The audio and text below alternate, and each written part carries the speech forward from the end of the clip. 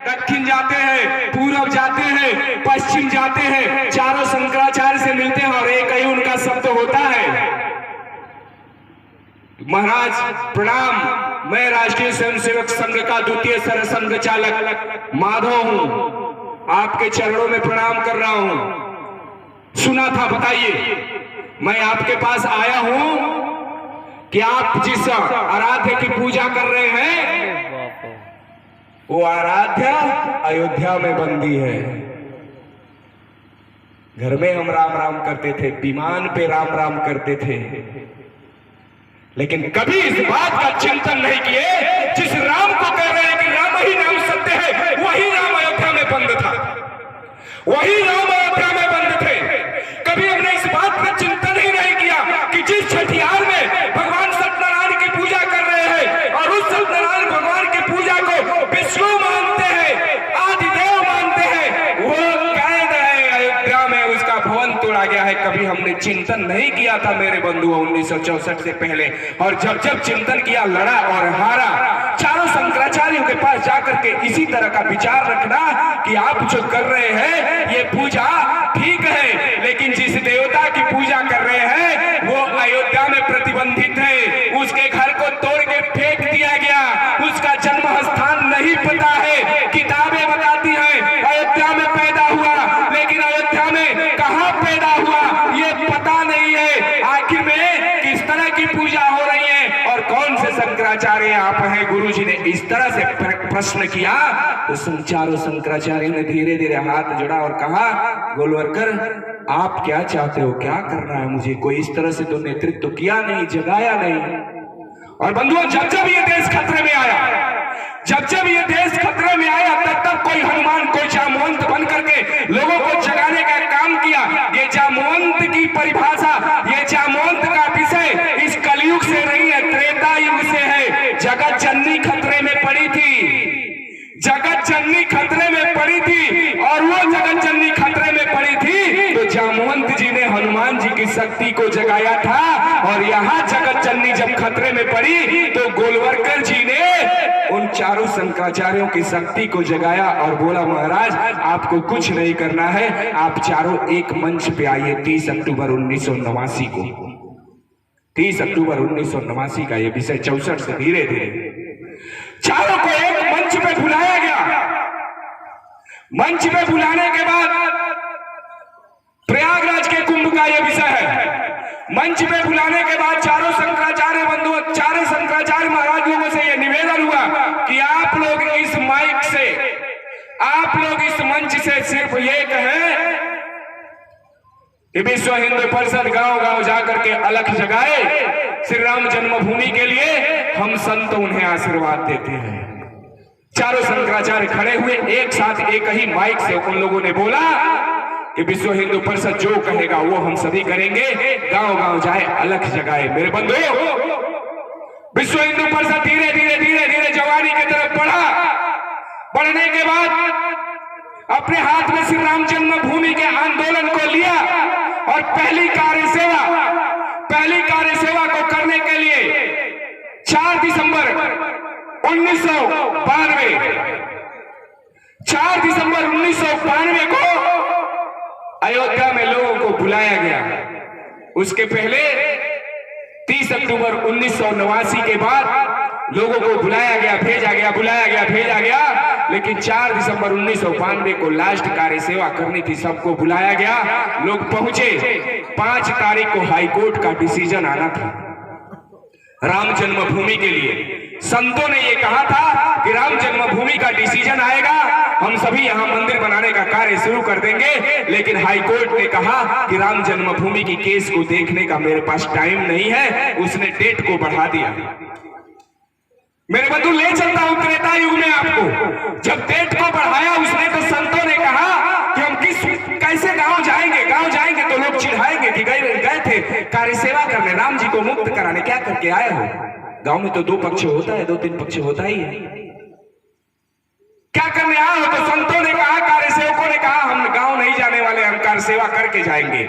4 तारीख 5 तारीख की रात में सबने थाना की कार्य सेवा करके जाएंगे। एक रूम से दूसरे रूम, दूसरे रूम से तीसरे रूम, सब दौड़ दौड़ के सबसे पूछने लगे, हर रूम में लोग कहते थे कि हम कार सेवा करेंगे। बंधु 6 दिसंबर 1992 का विषय दिन आप सभी को याद होगा। 6 दिसंबर 1992 को घोषणा हुई, पूज्य रितंबरा जी थी उसमें, पूज्य माननीय कल्याण सिंह जी उस समय के मुख्यमंत्री थे, अटल जी, आडवाणी जी, डॉक्टर मुरली मनोहर जोशी, ये सारे लोग उस समय विराजमान थे। और उस कार्य सेवा का संचालन जिनके नेतृत्व में हो रहा था, ऐसे गोलोकवासी पूज्य अशोक सिंघल जी विराजमान थे। सबने मना किया कार्य सेवकों को कि सिर्फ जाएंगे, आप स्नान करके आएंगे, बालू हाथ में लेके आएंगे, अयोध्या जी पे उस जन्मभूमि पे फेंक के अपने अपने घर चले जाएंगे। लेकिन कार्यसेवकों ने नहीं माना। कुछ संतों ने कहा कि जगत जननी को खोजने के लिए जब हनुमान जी गए थे लंका में, तो लंका को जलाने के लिए राम से पूछा नहीं था, स्थिति बनी थी तो लंका को जवाब दे के आया था मेरे बंधुओं, रावण को जवाब दे के आया था। इसी तरह से आज ये हनुमत शक्ति 30 लाख लोग भारत की धरती, भारत के कोने कोने से अयोध्या की धरती पे उपस्थित हुए हैं, तो वापस नहीं जाएंगे। आज हम वो करके जाएंगे जो 450 वर्षों से झेल के आ रहे हैं, कलंक को मिटा के जाएंगे मेरे बंधुओं। किसी ने किसी की नहीं सुनी, बस नारा लगने लगा, एक धक्का जोर से बाबरी ढांचा तोड़ दो, एक धक्का जोड़ दो, बाबरी ढांचा तोड़ दो। मेरे बंधुओं, 450 वर्षों के गुलामी के ढांचे को 3.5 घंटे में लोगों ने तोड़ा था। कहीं किसी के पास कुछ नहीं था। उसके पहले माननीय मुलायम जी मुख्यमंत्री थे, उसके पहले माननीय मुलायम सिंह जी मुख्यमंत्री थे। मैं ये नहीं कहता वो राम को नहीं मानते, लेकिन ये दुष्ट राजनीति से गंदा दुनिया में कुछ भी नहीं है। हम भी उसके एक कड़ी है, लेकिन राजनीति से गंदा दुनिया में कुछ भी नहीं है। इस राजनीति ने कहवा दिया कि राम यहां पैदा नहीं हुए, वोट ने कहवा दिया राम यहां पैदा नहीं हुए। आज राम ही के सहारे सबकी नैया चल रही है, आज राम ही के सहारे उन सबकी नैया चल रही है। हमारी तो पहले ही से चलती थी, लेकिन राजनीति के चक्कर में कि मुख्यमंत्री की कुर्सी न जाए, कम से कम 300 सीट हमारी आए, मुसलमान हमारे साथ रहे, इसलिए हम बार बार ये कहते रहे कि राम यहाँ पैदा नहीं हुए। ये गलत हुआ। भारत के इतिहास में ये लिखा जाएगा कि आपस में हिंदू ही लड़ते रहे, राम मंदिर नहीं बनाने देते थे। मैं मुलायम जी को बुरा नहीं कहता, लेकिन उस समय राजनीति के नाते बहुत बड़ी गलती हुई। आप इतिहास से थोड़े खत्म करा लेंगे अपने नाम को। आपके द्वारा, आपके मुख्यमंत्री काल में 8000 लोग मारे गए उस राम मंदिर पर चढ़ाई करते वक्त। कोठारी बंधु जो ये भगवा पताका लड़के लिए हैं, इसी भगवा पताके को लेकर के जब उस मस्जिद पे चढ़े थे तो गोलियां चली थी और दोनों के दोनों चूहे जैसे वहां से गिरे थे छटपटाते हुए और प्राण निकल गया था। लेकिन हनुमान रूपी उस बंदर ने हिंदू समाज के सम्मान को बचाया और उस भगवे पताके को ले जाके उस लकड़ी में खोस दिया था मेरे बंधुओं, नहीं तो वो पताका भी गिरा होता। उस बंदर ने उस सम्मान को बचाया था। लेकिन विषय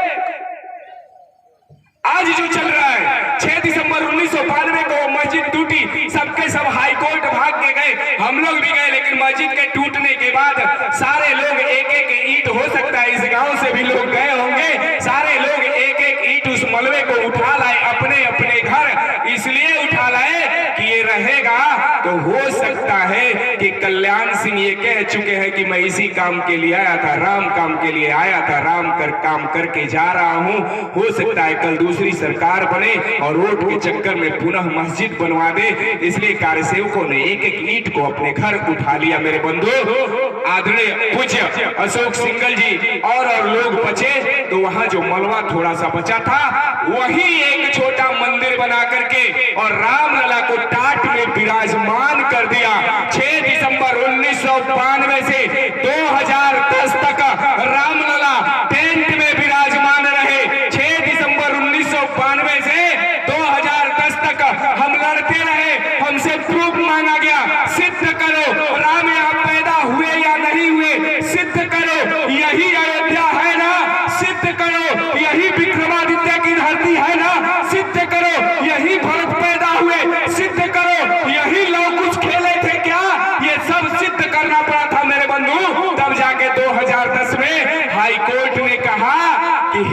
जमीन के लिए लड़ रहा है और जिस भूमि पर उस मंदिर को, मस्जिद को तोड़ा था, वहीं राम पैदा हुए थे। वो जमीन हिंदुओं को दी जाती है। 2010 में मुझे मिला था, हिंदू समाज को मिला था मेरे बंधुओं 2010 में। लेकिन मेरी जमीन 3 हिस्से में बांटी गई। यहां बैठे हुए लोगों को स्वीकार है आपकी जमीन को कोर्ट 3 हिस्से में बांट दे? स्वीकार है क्या? बहुत प्रेम करते हैं। और हिंदुस्तान के लोगों से मैं पूछना चाहता हूं, आपकी जमीन को यदि 3 हिस्से में बांट दे कोर्ट, तो स्वीकार है क्या? अरे भाई के लिए जब 4 अंगुल नहीं छोड़ दे, तो मैं तो उस राम का सेवक हूं, क्यों मैं इतनी जमीन छोड़ने जाऊं मेरे बंधु? ये कह के हम सभी ने लड़ा था, क्यों छोड़ने जाऊं? जिस गर्भ से, जिस मां के उदर से, जिस मां के पेट से 2 भाई पैदा हुए और 4 अंगुल के लिए दोनों आपस में हत्या कर लेते हैं, तो मेरे भाई वो तो मेरे आराध्य हैं, जिसने मेरे मां को भी पैदा किया और जिसने हम दोनों भाइयों को भी पैदा किया। मैं तो मर गया, मिट्टी में मिल गया, पंचतत्व में चला गया, लेकिन उसका नाम तो आज भी है, वही तो राम है। उसी के नाम के सहारे तो मैं वैकुंठ जाने वाला हूं। मेरे बंधुओं, जब ये विषय आया 2010 में और हाईकोर्ट ने बताया कि राम यहीं पैदा हुए थे, आपने देखा होगा पूज्य अशोक जी सिंघल उस समय रो रहे थे, जीवित थे, रो रहे थे। वर्तमान के मुख्यमंत्री उत्तर प्रदेश योगी आदित्यनाथ जी ने रोया था। वर्तमान के चारों शंकराचार्य रोए थे, इस देश के संत रोए थे, जो लोग राम जन्मभूमि के लिए लड़ रहे थे वो लोग रोए थे। जानते हैं क्यों? कम से कम कोर्ट ने कह तो दिया, उन आतताइयों को बता तो दिया कि राम यहीं पैदा हुए थे। हमें तो अपने राम का पता ही था कि यहाँ पैदा हुए थे। हम तो रोज रामायण पढ़ते थे और उस रामायण में पढ़ते थे कि राम का जन्म अयोध्या में हुआ था। उनकी माता कौशल्या थी, दशरथ के पुत्र थे, दशरथ की 3 रानियां थी, दशरथ के 4 पुत्र थे। ये तो हम पढ़ते आ रहे थे, लेकिन जो पढ़ के राजनीति के नाते ये कह रहे थे कि राम यहाँ पैदा नहीं हुए, काल्पनिक है। उनको इस देश के संविधान ने बताया कि राम यहीं पैदा हुए थे और वो जमीन एक हिस्सा हिंदुओं को दी जाती है, दूसरा हिस्सा मुस्लिम पक्ष को, तीसरा हिस्सा उसी में एक और संत समाज को। लेकिन मेरे बंधु, आपको बताते चलूं, हम तो अपना ये सुन के खुश थे कि राम यहां पैदा हुए, लेकिन कुछ लोग महाभारत में विश्वास रखने वाले, कुछ लोग महाभारत में विश्वास रखने वाले लोगों ने कहा कि सुई के नोक के बराबर भी हिंदुओं को नहीं देंगे। 2010 का मामला है। बहुत सारे लोगों ने कहा अन्याय हो गया, बहुसंख्यक समाज के साथ नहीं, अल्पसंख्यक समाज के साथ, सिर्फ वोट के लिए। बहुत सारे लोगों ने कहा कि अल्पसंख्यक समाज के साथ, मुसलमान समाज के साथ अन्याय हो गया। मुसलमान समाज कहा कि सुई के नोक के बराबर हिंदुओं को नहीं देंगे, हम सुप्रीम कोर्ट जाएंगे। हम तो अभी सुप्रीम कोर्ट जाने का विषय ही नहीं सोच रहे थे, हम तो इस खुशी में ढोल बजा रहे थे और पूरे भारत में मठ मंदिरों में मिठाइयां बांट रहे थे कि कम से कम संविधान में, हाईकोर्ट ने कह दिया कि राम यहाँ पैदा हुए थे।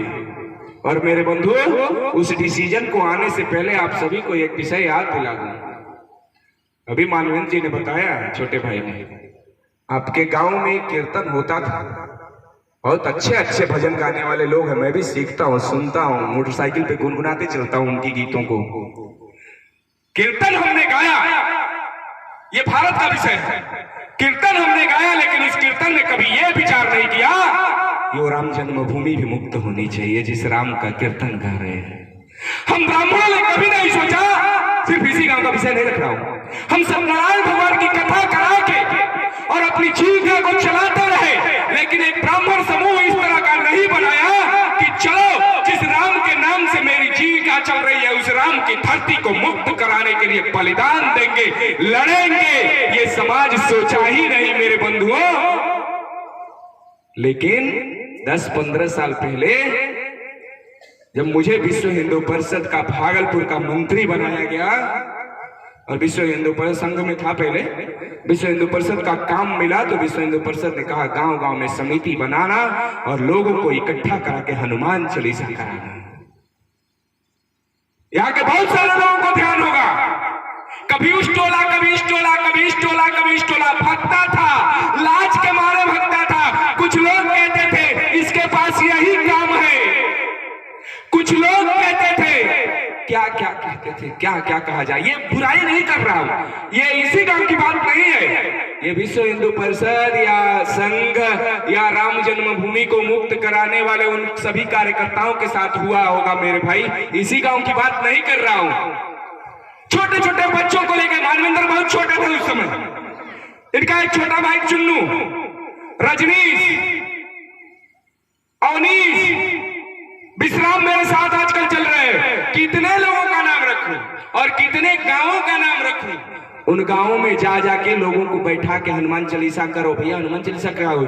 हमने बताया यदि शक्ति चाहिए, बल बुद्धि विद्या चाहिए तो हनुमान जी को बुलाओ, और उसके माध्यम से उनको कहना कि हनुमान चालीसा की शक्ति जब जगेगी, हनुमत शक्ति जब जगेगी तो हनुमान जी श्री राम जन्मभूमि को मुक्त कराएंगे। इतना बड़ा थे, इतना बड़ा उद्देश्य।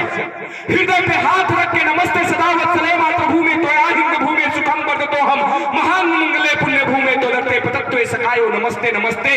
इस प्रार्थना में कितना बड़ा उद्देश्य है कि भारत की लुप्त होती हुई सभ्यता, भारत की संस्कृति को पुनः उत्थान के तरफ ले जाना, बच्चे बच्चे के अंदर धर्म के साथ साथ राष्ट्र भाव को भरना, कितना बड़ा उद्देश्य 1925 में उस महामानव के अंदर आया। मेरे बंधुओं, इधर का कोई गांव नहीं बचा था। धीरे धीरे मैं जिला मंत्री हो गया, विभाग मंत्री हो गया। विभाग यानी यहां से पड़रौना तक जाना, दो जिले में जाना।